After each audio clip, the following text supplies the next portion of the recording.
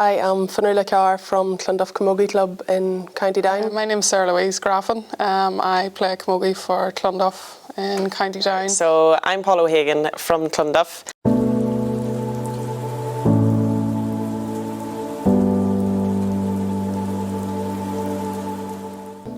I am mummy to Finn, partner to Derek, and daughter to Ross and Teresa. I own my own company called Marvel Power. We do commercial solar panel installations, so pretty busy, and I'm sure like everybody else at the minute. I am mummy to 2 kids, Sara and Ollie, and my husband Aaron Graffin from your part of the world, Cushendall. My sister Fionnuala is here today as well. I work in financial services, so I work for Citibank in Belfast. That's the day job, and then I do a bit of sports massage on the side as well, so I kind of run my own wee small business on the side, a sports massage, so busy too.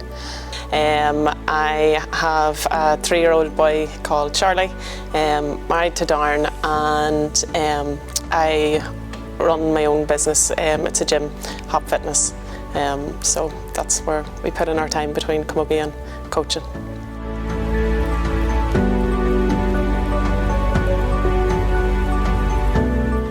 Girls, when the spotlight's off and the crowd has gone home, who are the people who consistently show up for you in your career? Definitely your parents, I would say. Just siblings. Family. Parents, siblings particularly, each other.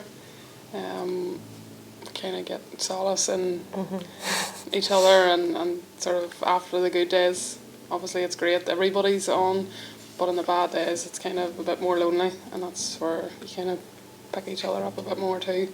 The WhatsApp group doesn't stop. Yeah. Yeah. Can you recall a moment when someone advocated for you or your team in a way that truly shifted things for women in camogie? This is one Louise. Yeah. We were saying there earlier, the likes of Catherine McGordy and Eleanor Mallon, they made the front page of the Irish News over a puck fada. It was the men, they were getting a ski holiday, and the winner obviously was getting a ski holiday, and the winner for the girls was just given a medal, and they kicked up a wee bit of a fuss, but rightly so.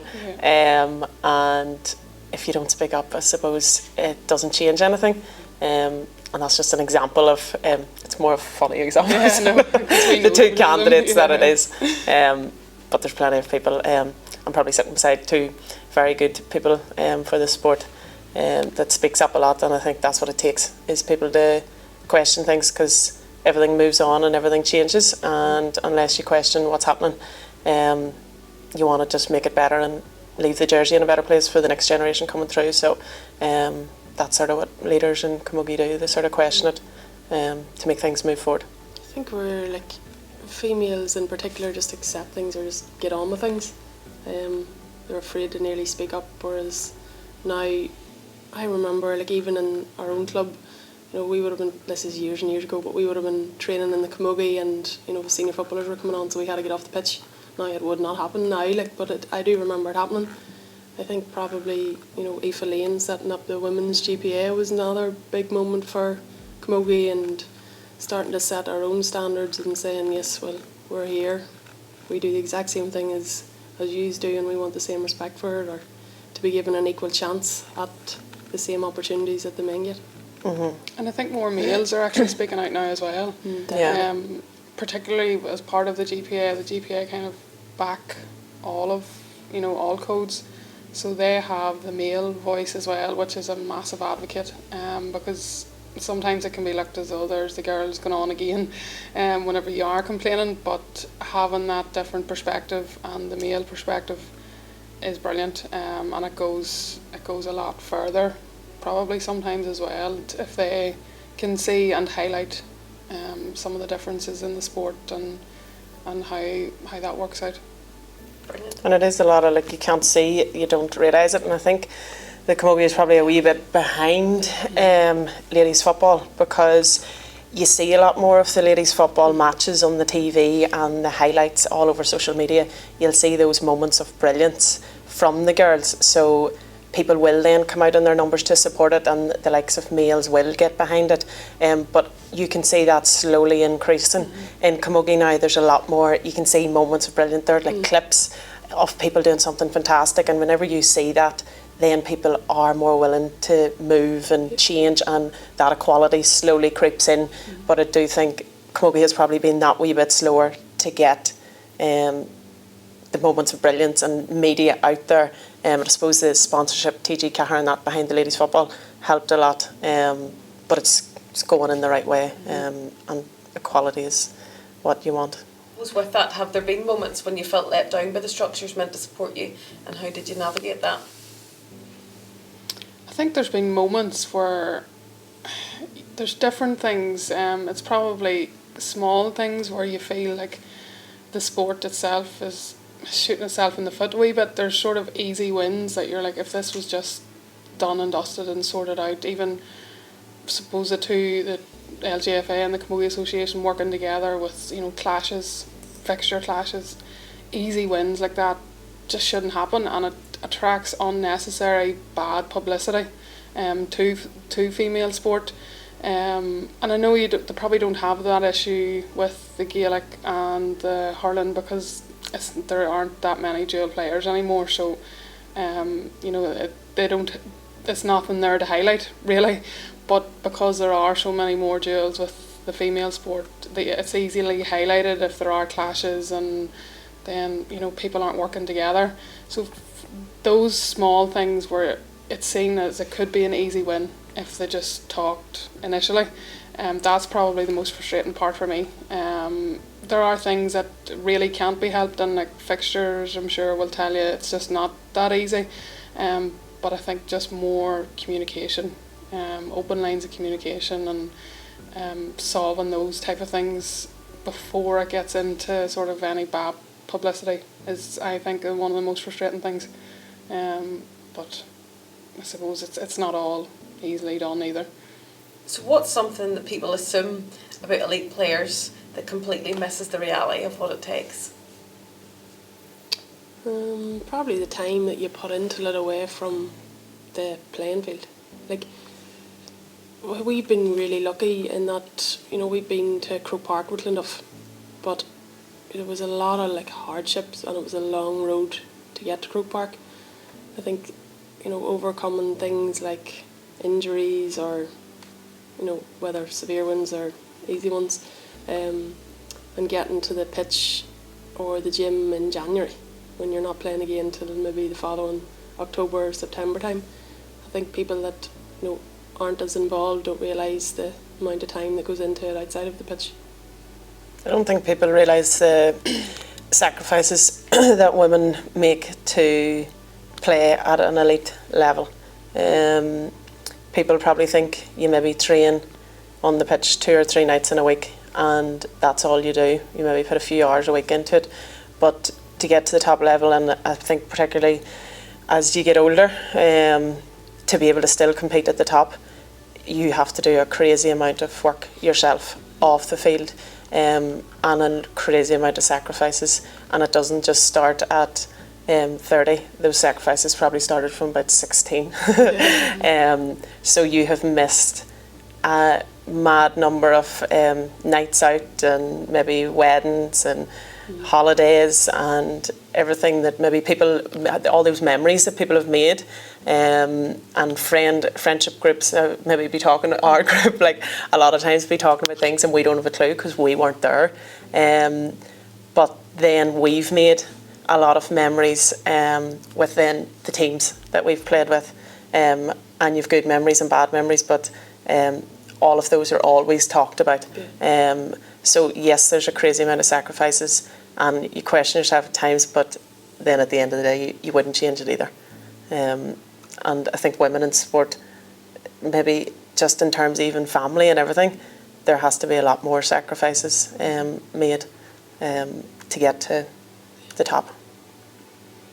Yeah, I think probably hit the nail on the head. Probably just to get to that extra level, it's not just going to training a couple of nights a week. You have to do a wee bit more yourself, and you do make sacrifices. But it's funny, I saw an interview with, I think it was Rena Buckley, probably a couple of years ago, and just one of her quotes that stuck out to me. She said how much, yes, there's sacrifice and commitment and everything, but it has enhanced her life, and I couldn't put it better myself. Playing sport is just, it's definitely enhanced my life. I wouldn't know the people that I know, I wouldn't have the friends that I have from other places. Us three mightn't even like each other. Yeah, probably not. So exactly, like it just completely enhanced my life, particularly relationships and friendships and memories of days and nights, particularly, and it's brilliant. And that's probably one thing. Whilst you do make a lot of sacrifices, you do outweigh like what the sport gives you is so much more than anything that you ever put in, and that's probably trying to get that message across to young people, you know, who are probably on the verge of, well, I take it or leave it, you know, things like that. There, you'll get so much more out of it in the long run than you ever put into it, and that's just my opinion, really. But it's kind of just getting them to stick at it to get those benefits really too in the long run.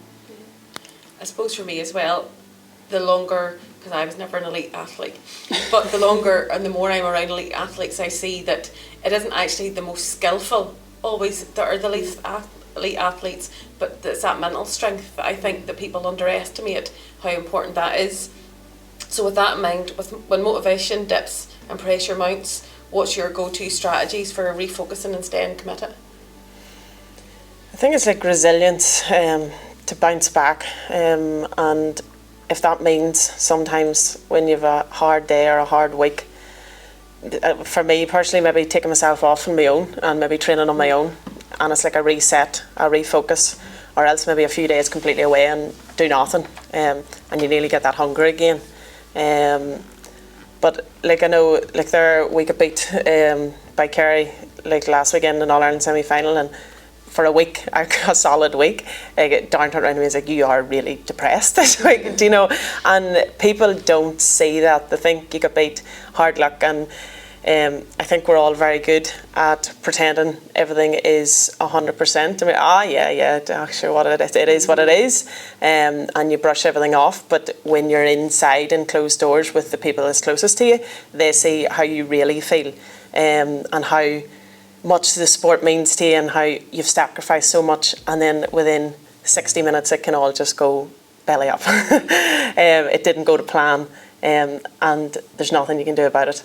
And it's years that have went into trying to be there and get to that point.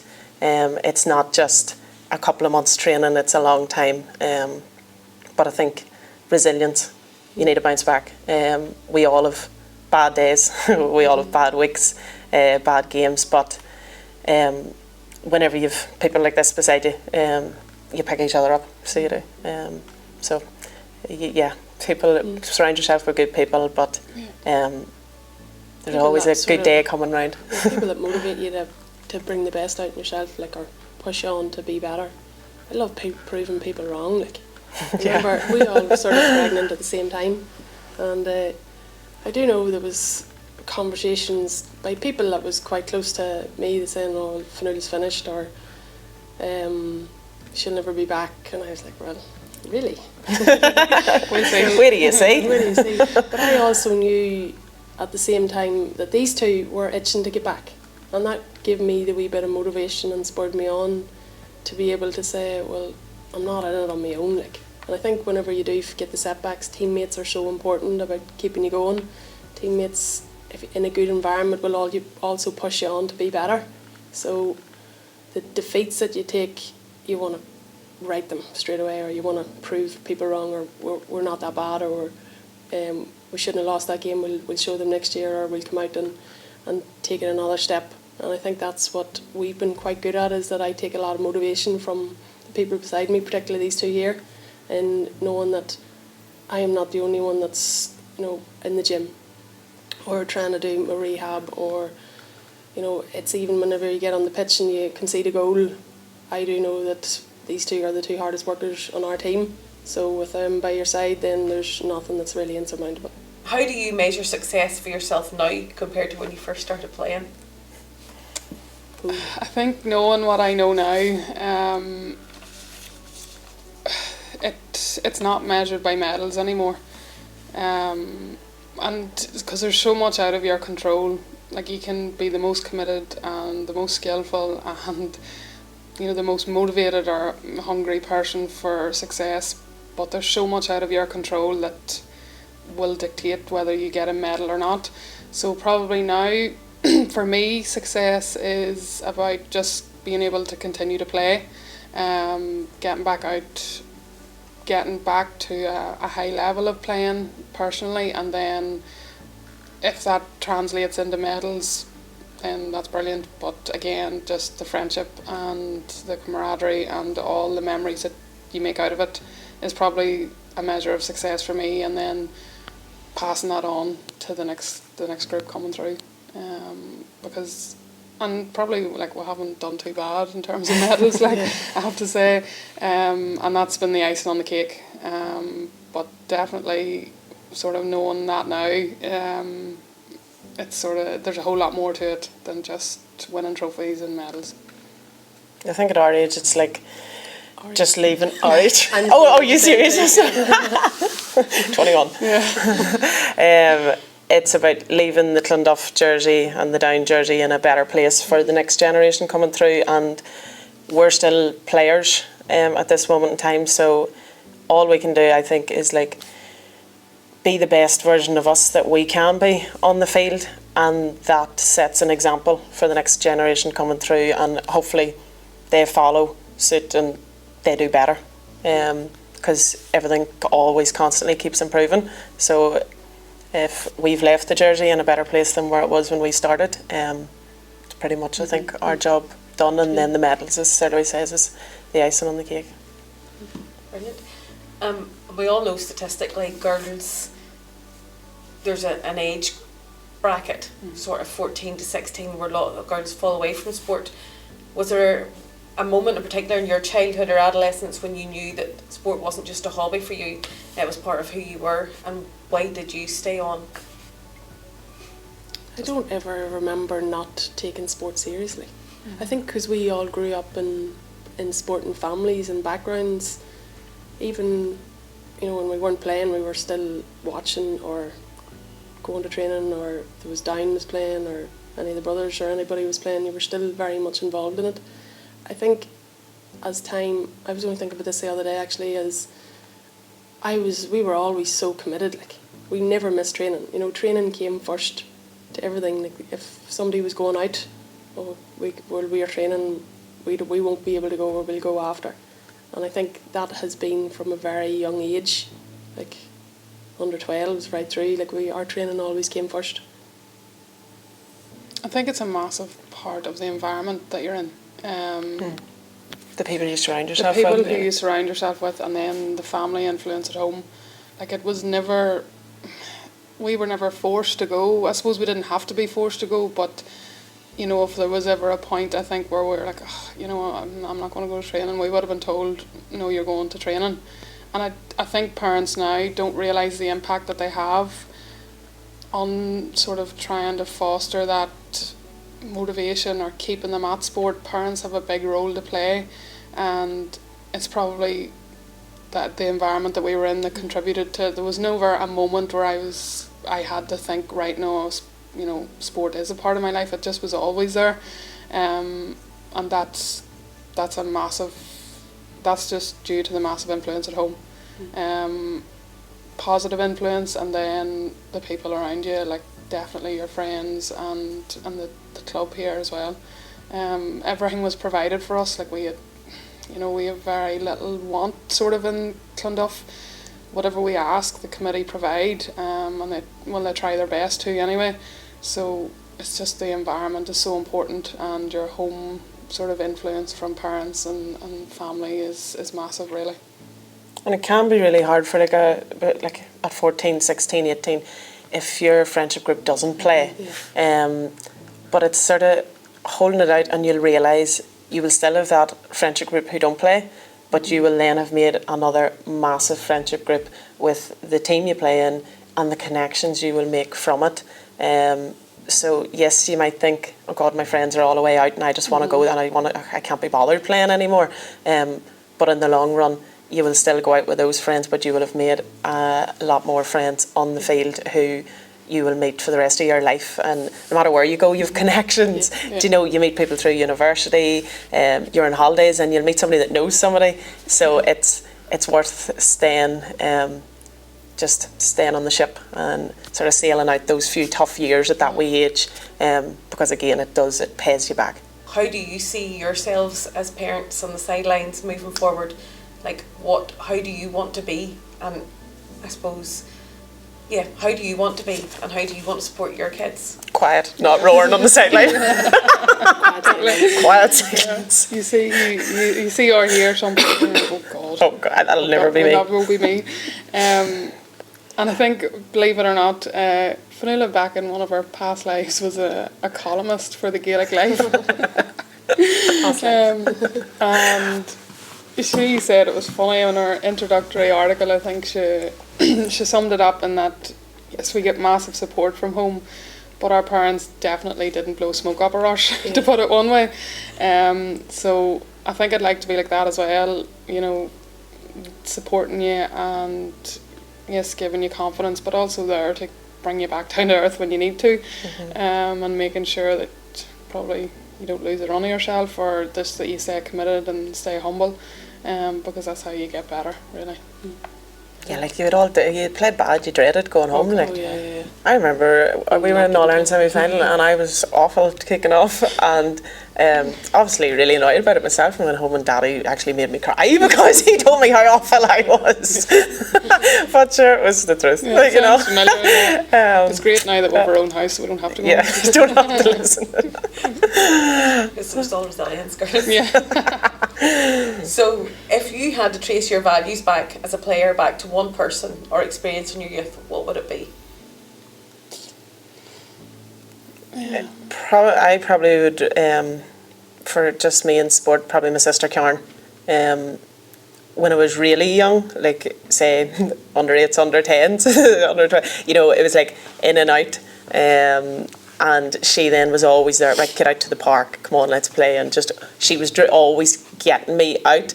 And then I always then just sort of looked up to her, because I was always 5 years younger than her. So for me, it was probably her that got me properly into it. And I remember Karen like waking you up off the sofa. You didn't want to go training because you were tired after school, and Karen like, you're going. How to get her up? Like I was late because Paula wouldn't get up off the Paula sofa. likes a nap.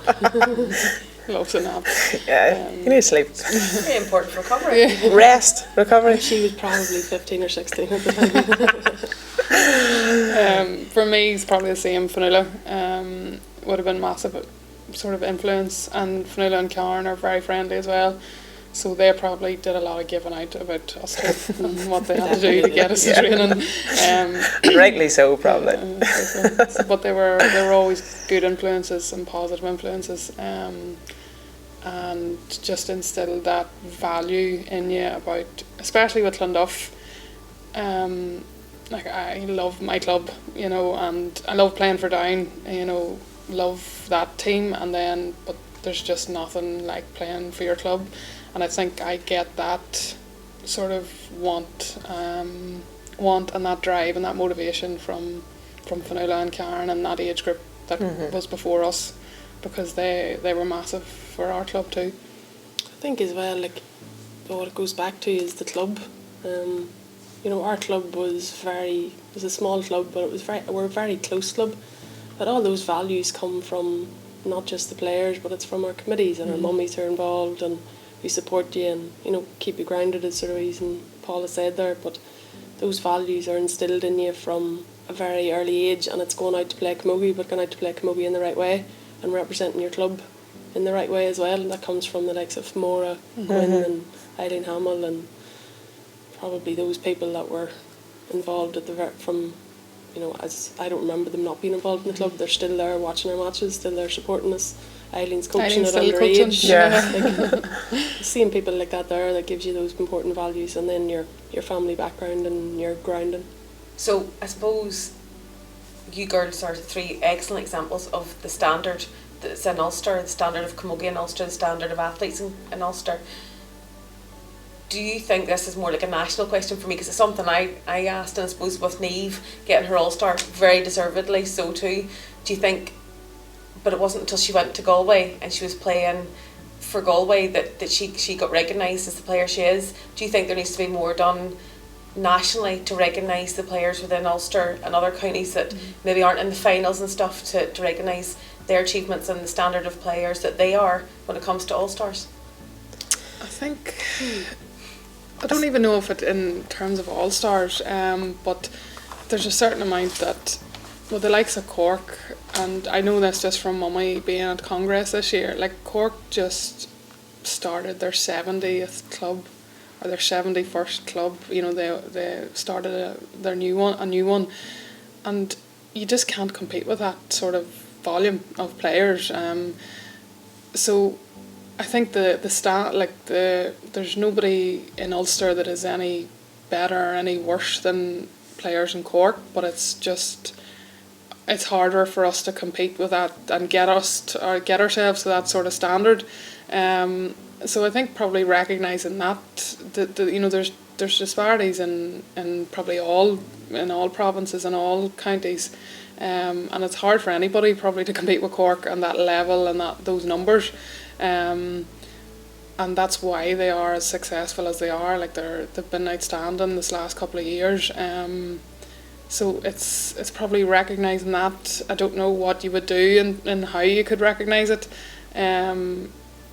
But I think just even the numbers is a huge thing.